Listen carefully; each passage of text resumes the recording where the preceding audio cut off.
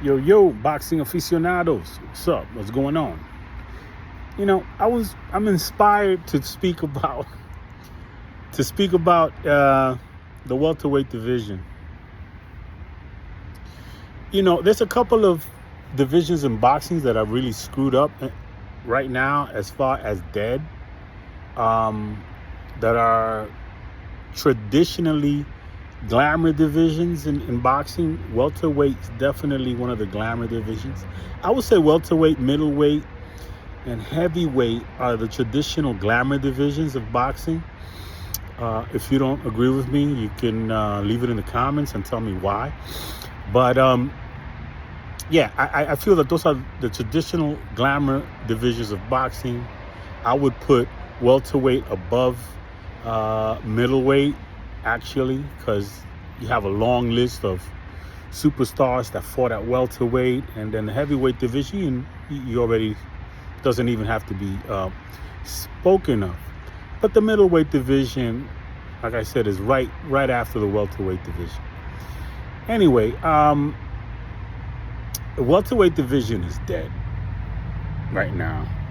It's dead. It's dead. It's dead because there's a bunch of nobodies in the welterweight division right now. There is nobody who is making noise.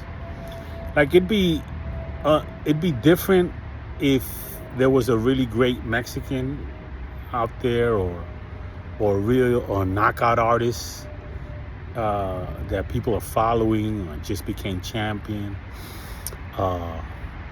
Maybe some persona moving up into the division, but there's none of it. There's just Brian Norman. Brian Norman, who I don't know. Brian Norman, it took him a long time to create any kind of buzz. Not that he has any buzz. The only buzz he had was in relation to Boots Ennis, and Boots Ennis is not there anymore. Not that Boots Ennis was saving the welterweight division, by the way, but it was at least an interesting back and forth. Anyway, so you have Brian Norman, you have Mario Barrios, who everybody saw get knocked out by, I think he got knocked out by Gervonta Davis at 140, I believe. So there's like a cloud over Mario Barrios, because Mario Barrios is nobody's legend. He ain't no legend in the making, although he's fighting a legend, but this is a legend way past his prime. The only reason he was selected for that fight is because Manny Pacquiao sees him as beatable.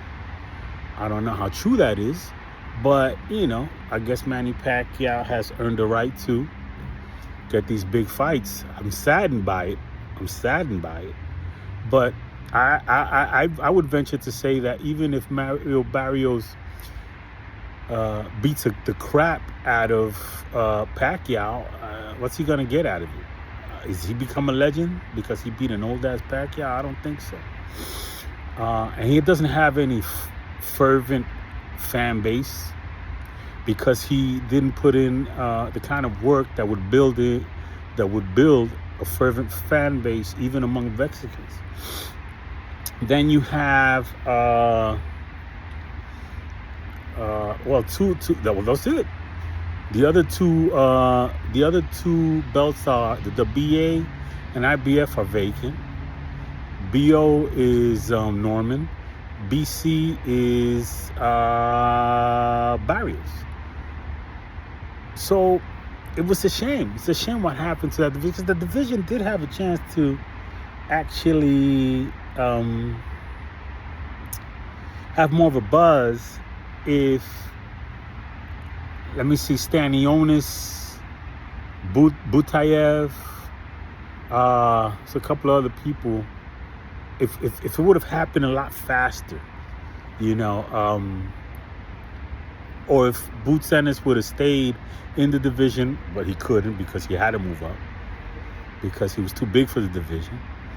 But I think he even waited too long to move up because he had his ready-made. Oh, right. If Ortiz were still at welterweight, if Virgil Ortiz were still at welterweight, things would be a little bit different.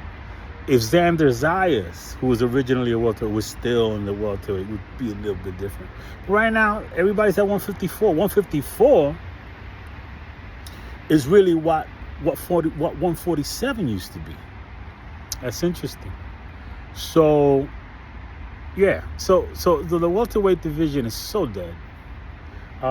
Uninteresting characters. And what's worse is that the 140s coming up aren't great. You know, Teofimo Lopez is a great fighter, but he's a shit character. He destroyed his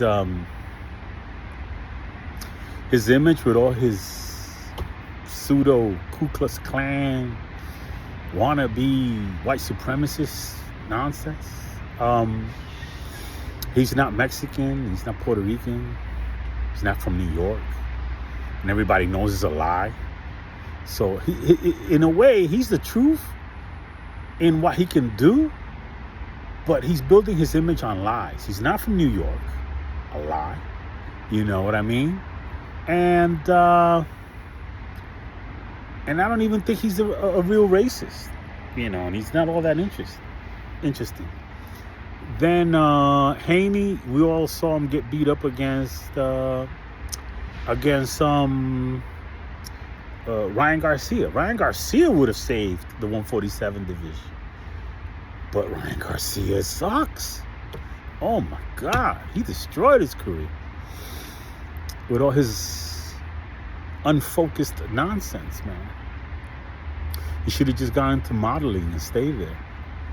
So Ryan Garcia is not there. He's not there to be a somebody. Like I said about Brian Norman, we know about that. Teofimo Lopez, really, he's not knocking people out anymore. So there's only but so much of that you can watch. And then there is Lindolfo Delgado. If Lindolfo Delgado wins a couple of straps at 140 and moves up as a unified champion, puts on some really credible performances. If Lindolfo Delgado beats Teofimo Lopez, unifies and comes up, he would be a superstar welterweight because he's got the goods. The boxing style, the persona. But again, that's a big if. He's not a champion yet. He hasn't even gotten a shot yet. And then there is... who else is at 140 coming up? Tiger Johnson stinks. And all I'm talking about is top-ranked fighters because that's mostly what I watch. If you guys got some... Subriel Matias. But Matias lost to Paro. Subriel Matias would have been interesting because he's Puerto Rican. If he could do the types of performances that he did at 140 that ended in knockouts up at 147 against some good names, he would, that would be a buzz.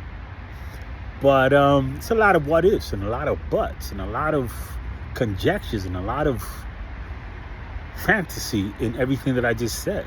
The truth of the matter is that the welterweight division is dead. What's interesting about it is that I don't see how to revive it. Like I said, it has to be a 140, like maybe that Dominican Rohan Polanco, that he's a knockout artist. If he's at 140, I think he's at 147 now. If he can do those, those types of performances on a higher level, that'd be interesting.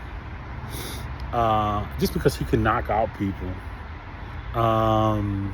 But he's a suspect in my book. Yeah, his reflexes are not that of defensive prowess, and I have to see it. Who else? Limparo lost to Richardson Hitchens. Only way he knocks out people is if they're George Kambosos.